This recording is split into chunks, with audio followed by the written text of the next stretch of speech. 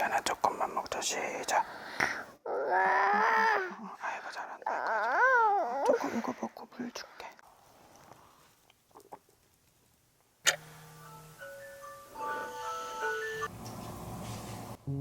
안녕하세요 여러분.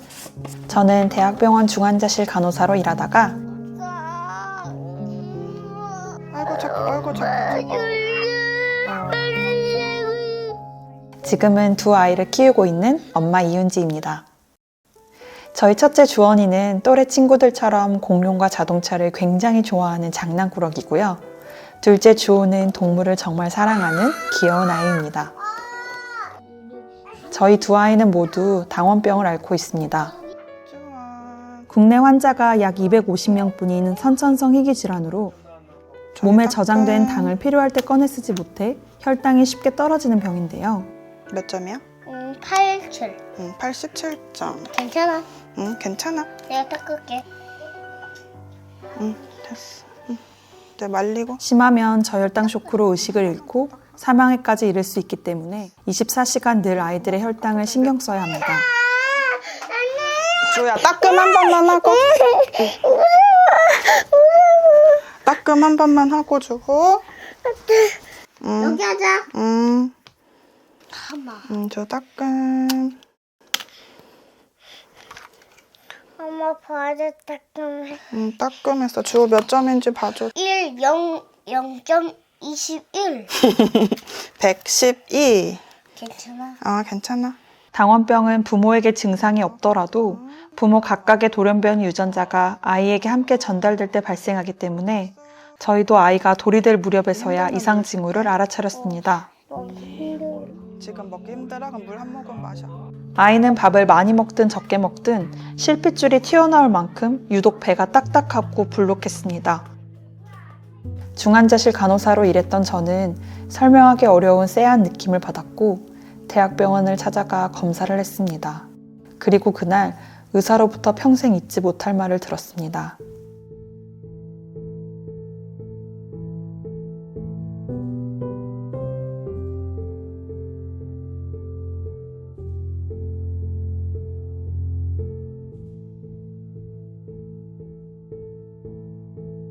진단받고 돌아오던 길, 저와 남편은 차 안에서 짐승처럼 꺼이꺼이 소리를 지르며 울었습니다.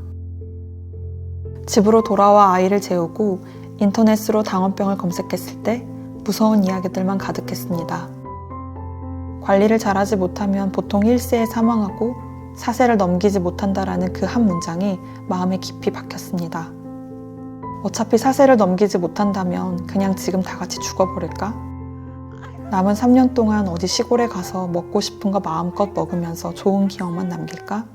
그런 나쁜 생각도 했습니다. 그러던 중 둘째 아이까지 같은 병을 진단받았고 정신이 번쩍 들었습니다. 이대로 무너지면 안 된다는 생각으로 저와 같은 고통을 겪는 사람들의 책을 닥치는 대로 읽기 시작했습니다. 그러다 한 문장에서 멈춰섰습니다.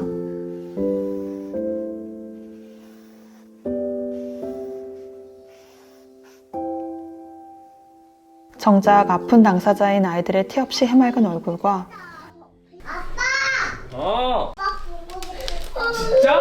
매일 최선을 다해 일하며 육아를 함께하는 남편의 얼굴이 떠오르며 눈물이 펑펑 났습니다. 내가 사랑하는 사람들을 지키기 위해 우선 나의 최선을 다하자. 그렇게 저는 중환자실 간호사에서 간병인이 되어 아이들을 돌보기 시작했습니다. 오늘 영상에서는 저의 치열하고도 행복한 24시간 간병일기를 담아보았습니다. 잘 부탁드립니다.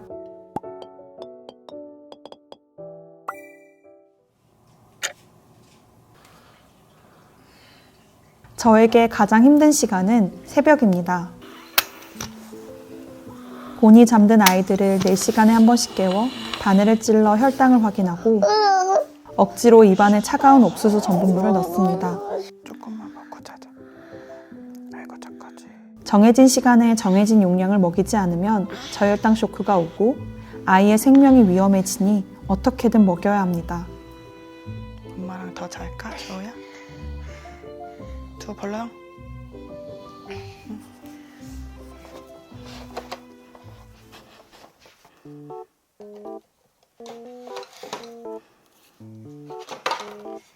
배고고. 주호야 이제 불 끌까? 형아 자야 돼서. 이렇게 하자, 주호야.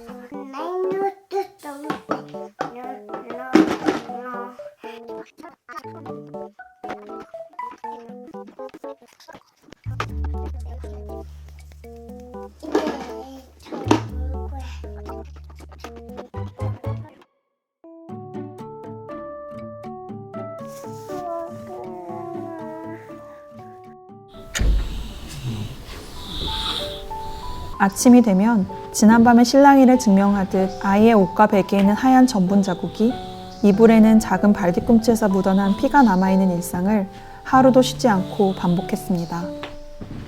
주원, 일어나야 돼.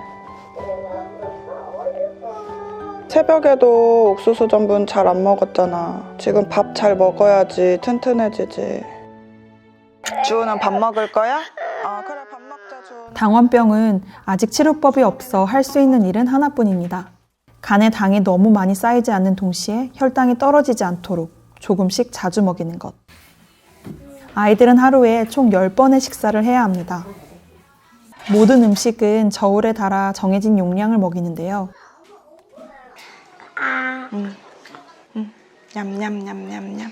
옳지.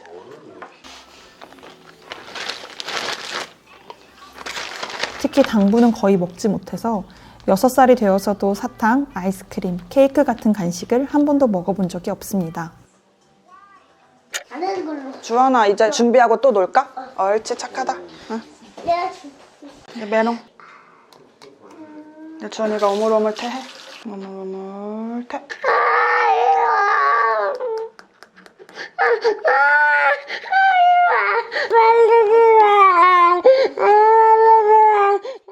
안녕하세요. 주 재밌게 놀고 와. 안녕하세요. 수많은 거절 끝에 감사하게도 아이들의 상황을 이해해 주시고 도와주시는 어린이집을 만났습니다. 주원아, 오늘 5살 마지막 날이니까 친구들이랑 선생님이랑 인사 잘해? 숨었다. 주원이 그래도 숨었다. 오늘은 옥수수 전분물 2번 먹는 거야. 오전에 한 번, 오후에 한 번. 그렇게 저에게도 숨 돌릴 시간이 생겼습니다. 안녕하세요. 으쌰.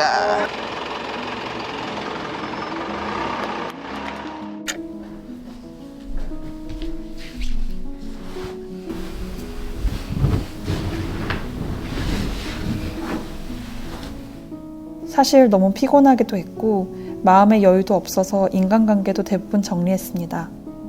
낮 시간에 누군가를 만나면 밤을 버텨낼 자신이 없었거든요.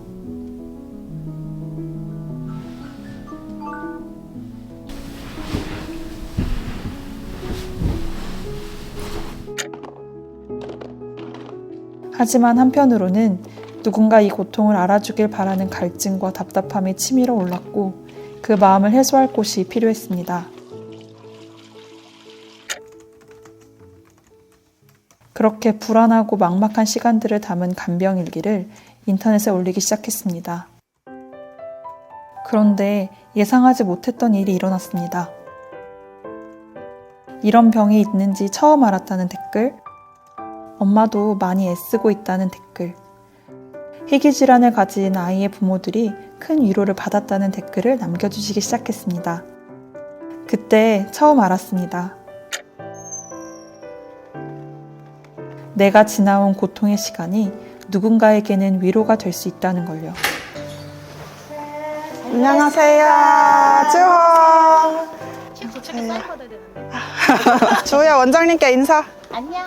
그렇게 적어내려간 간병일기가 쌓여 한 권의 책이 세상에 나오게 되었고 다양한 희귀질환을 가진 가정들을 매달 인터뷰하는 칼럼도 쓰게 되었습니다.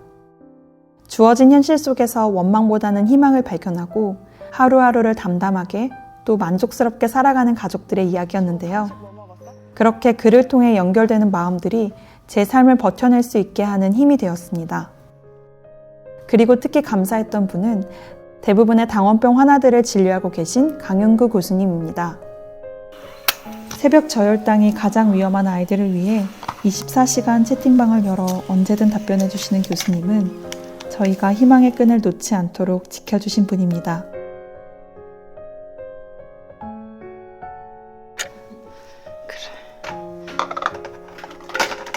맛있는데. 고마워. 그렇게 저는 예전보다 훨씬 더 자주 웃게 되었습니다. 처음 당원병을 진단받은 당시 읽은 길어도 사세를 넘기지 못한다는 문장. 그 문장을 떨쳐버리지 못했던 저에게 아이의 4번째 생일은 마치 다시 태어나는 날처럼 느껴졌습니다. 여전히 아이들이 감내해야 하는 일상에 미안하고 무거운 마음이 들지만 규칙적인 식이 조절과 관리를 해나가며 아이들이 4살, 5살, 6살까지 맞이하게 되면서 이제 생존에 관한 걱정은 어느 정도 떨쳐버릴 수 있게 되었습니다. 숨어, 주워도 숨어. 꼭꼭 숨어. 저는 요즘 아이들과 몸으로 부대끼며 노는 시간이 가장 행복합니다. 여기 숨자.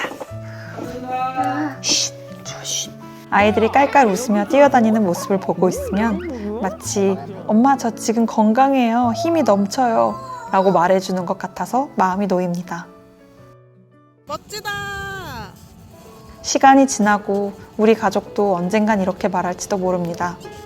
그땐 진짜 영화 같았지. 덕분에 기억에 오래 남았어. 예상치 못한 순간이 오히려 여행의 재미를 더해주듯 힘들었던 기억조차 시간이 흐르면 어느샌가 이야기의 일부가 되었길 바라며 저희 가족의 이야기를 여기서 마칩니다. 주호가 불 끄자.